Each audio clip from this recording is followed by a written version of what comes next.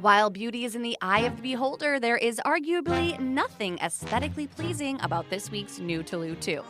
It's about as pretty as, well, dog hair all over the house. Gross! Ironically, the two go hand in hand because our new Taloo 2 is not only ugly, but it gets rid of that ugly dog hair too.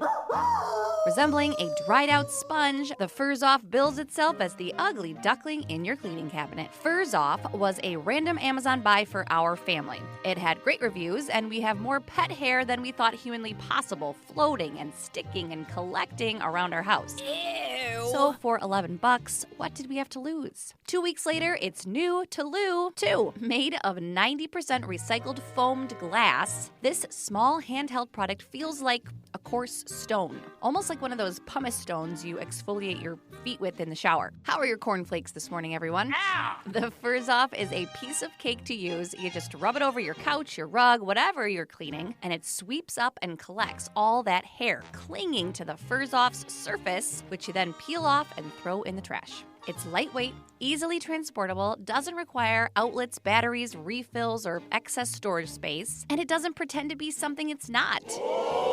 It's a dog hair remover. It's gross, but it's a necessity if you have a hairy house. It's cost efficient, and speaking from experience, it actually gets the job done. And while I don't suggest displaying the Fur-Zoff on your mantle, I absolutely suggest trying it out if you want to say goodbye to stubborn pet hair once and for all. See what I did there? Again, the Fur-Zoff is about $11. You can find out more at HouseSmartsRadio.com. That's this week's Noodaloo 2.